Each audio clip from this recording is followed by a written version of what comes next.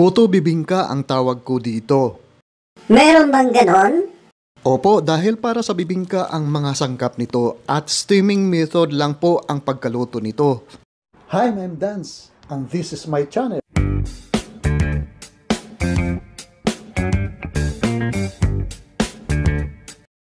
Dito ay kakailanganin natin ng 2 cups na all-purpose flour, 1 cup na sugar, 1 tablespoon na baking powder at imimikos-mikos lang po natin ito ng sandali at pagkatapos po ay mag-crack po tayo dito ng isang large na itlog at pagkatapos po ay magdadagdag po tayo dito ng 1/4 cup na melted butter.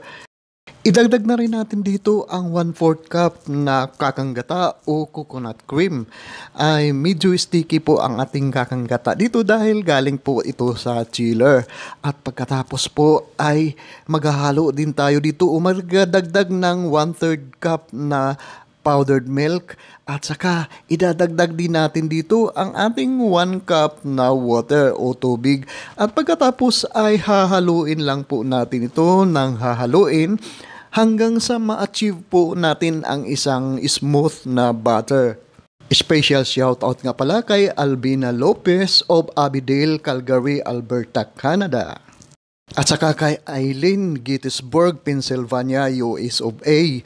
Ituloy-tuloy lang po natin ang ating paghahalo at ito na po, smooth na po ang ating butter at ibubuhos na po natin ito sa ating prepared na round pan na merong dahon ng saging sa ilalim. Makakadagdag po ng sarap ang dahon ng saging pag nilagyan natin sa bottom ng ating pan dito.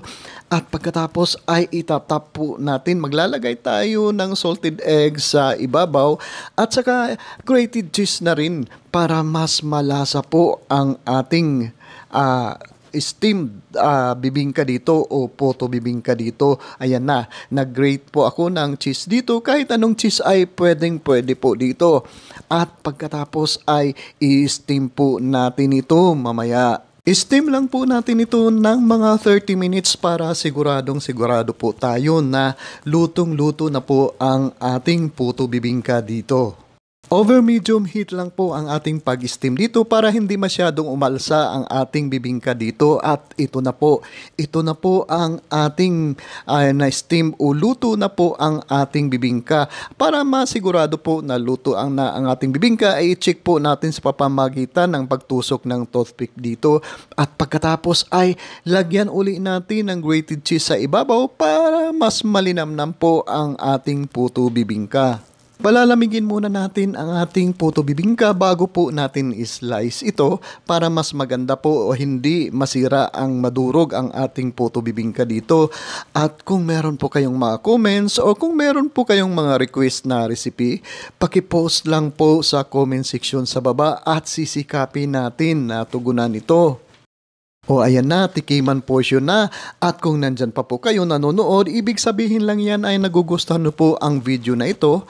Paki-comment naman po sa baba kung saan lugar kayo nanonood para i-shoutout ko din po kayo sa susunod kong video uploads.